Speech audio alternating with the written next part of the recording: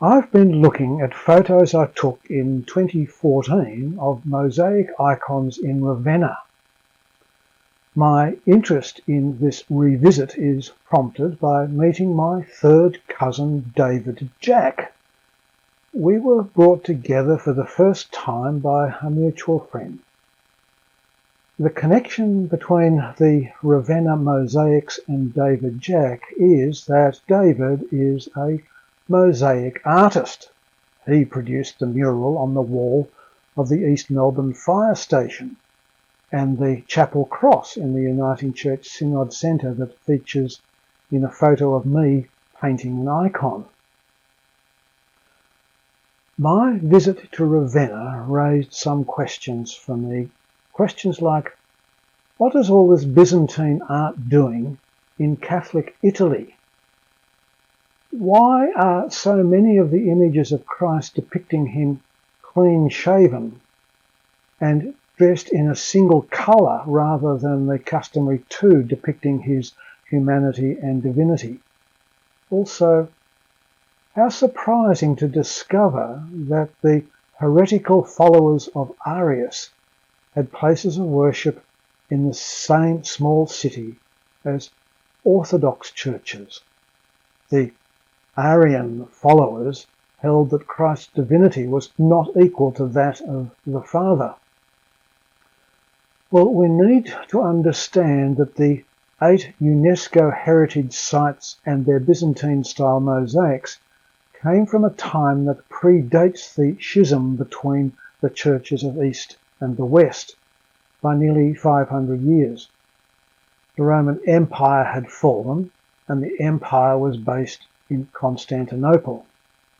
It is also helpful to remember that the art predates the iconoclastic period by around 200 years, and that it was after the iconoclastic period that stipulations regarding icons such as Christ wearing two colours seems to have been come into fashion.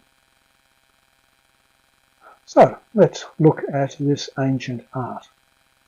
Firstly, Saint Vitale.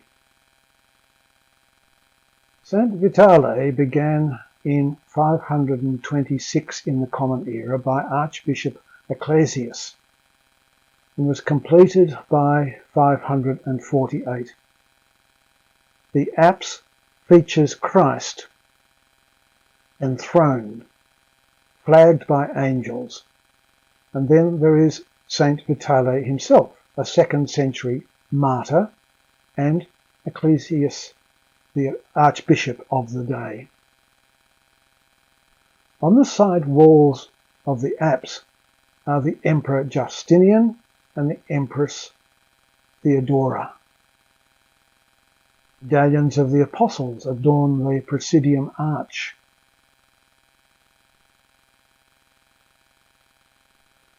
At the centre of the vault is a lamb as per the visions in Revelation. It is interesting to note that the lamb's halo does not have a cross as is typical of Jesus' halos, although in another mosaic which does have a halo in another place in Ravenna, there is the cruciform halo around the head of the lamb. Look at the splendour of the friezes over the windows along the nave.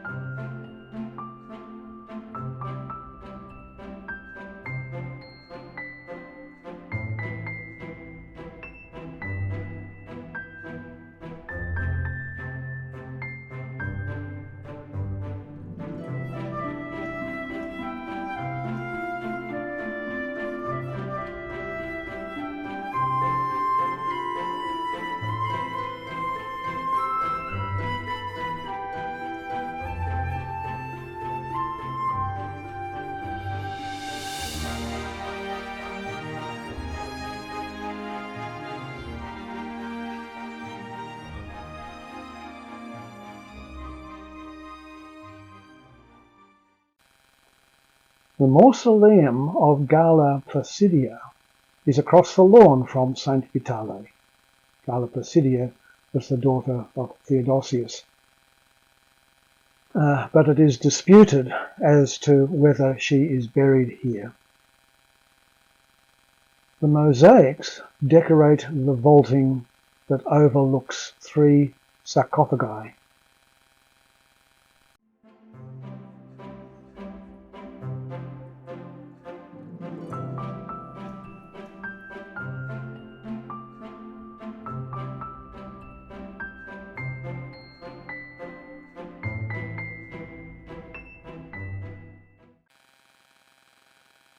Next to the Arian cathedral is the baptistry, and it is now sunk about 2¼ metres into the ground. And this is a baptistry that Theodoric built about the end of the 5th century in the Common Era. This is an octagonal-shaped baptistry and has 4 small apses on the alternating walls. Originally, the construction was surrounded on 7 sides by an ambulatory. About 750 in the Common Era, the Emperor Justinian gave the Arian churches to the Catholic Church, so this baptistry ceased to be used as such and was therefore transformed into a church. The mosaics on the brick dome ceiling are a simplified version of those in the Catholic baptistry, since the central medallion here is surrounded by 1 concentric strip and not 2, as in the Orthodox baptistry. Central medallion shows the baptism of Christ. Here Christ is shown half immersed in the waters of the Jordan, and with John's right hand placed upon his head in the act of baptizing. The river Jordan is symbolized by the austere old man sitting near the river from which the river springs. This figure is characterized by 2 divine aquatic attributes, the green rush in his hand and 2 red lobster claws above his head. The encircling ring around this scene shows the 12 apostles led by Peter and Paul proceeding towards a throne surmounted by a cross, this being the symbol of Christ's sovereignty. The Orthodox baptistry was erected by Archbishop Ursus at the beginning of the 5th century, and is adjoining the cathedral. The spectra, like the one adjoining the cathedral in Milan, goes back to the 4th century and is also octagonal. Its original level is about 9 feet below street level, originally each of the 4 flat sides alternating with 4 apses containing a door today. Only the archway above each is visible. In the beginning of the second half of the 5th century, Archbishop Neone built a dome over the building and, as the historian Arnelio testifies, covered it with magnificent mosaics still existing today.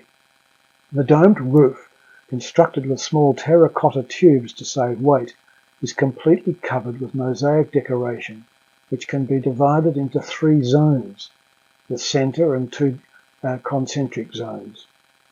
In the circle at the very centre of the dome is the baptism of Christ. Here Christ is shown standing in the waters of the Jordan, while St. John goes through the baptismal rites. A symbolic personification of the river itself is an old man. He emerges to offer the Saviour a green garment to dry himself. Within the second zone, an indigo background, and separated by thin floral stanchions in golden mosaics, are the 12 apostles in 2 formations, led respectively by St. Peter and St. Paul.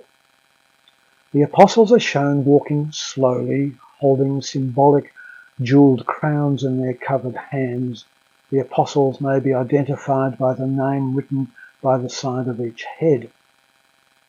The outside ring contains 8 architectural sections, each curving into an apse at the centre, and each of these there is a throne and altar alternately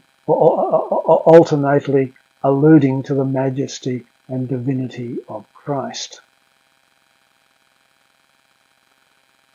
Saint Apollinaire Nuovo is preceded by Renaissance portico and flanked by a 38-metre-high cylindrical bell tower with the finest mullioned windows increasing in aperture as they go higher. The basilica, which was built about 526 in the Common Era by King Theodoric, was destined to be used by the Arian cult and dedicated to the Redeemer. After the fall of the Goths about 561 in the Common Era, the church was changed to the Catholic cult and dedicated to St. Martin, Archbishop of Tours. During the 9th century, the church changed that name yet again. The remains of Saint Apollinaire, which had been preserved in the basilica outside Ravenna, were entrusted to this church. Since then it has been called Saint Apollinaire Nuovo, meaning new.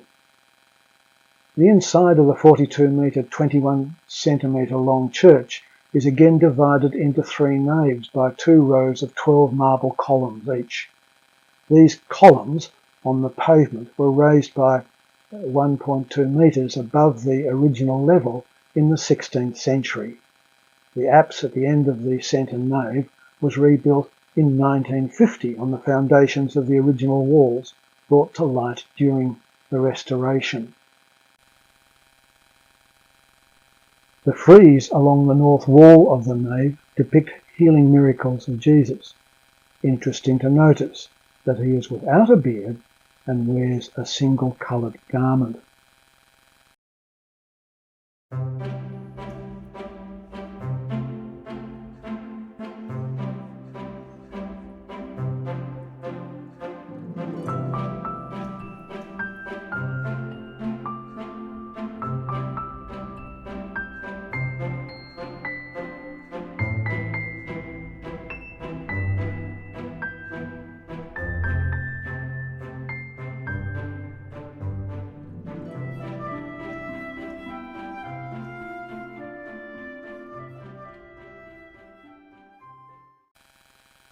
Saint Apollinaire in Glace is a short bus ride out of Ravenna to the southeast.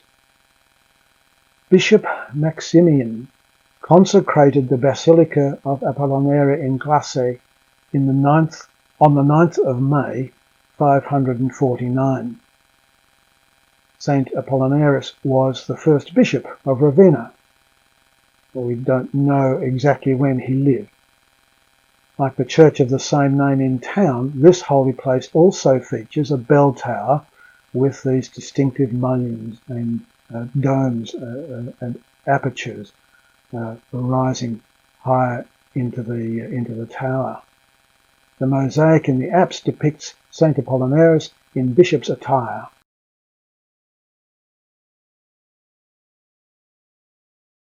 Above him is a cross in a star-studded background and the face of Christ in the middle.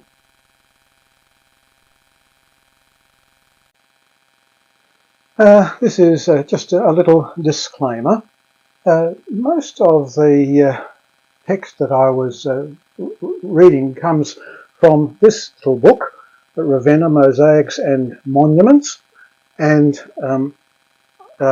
it was bought in Ravenna in 2014 when I was there, and it has full descriptions of each of the UNESCO sites and a few other places besides, and includes photos as well. However, all the photos in this video were taken by me, and it's been fun to see them again and to relive that experience. And I hope it's been some fun for you too. Thank you for watching.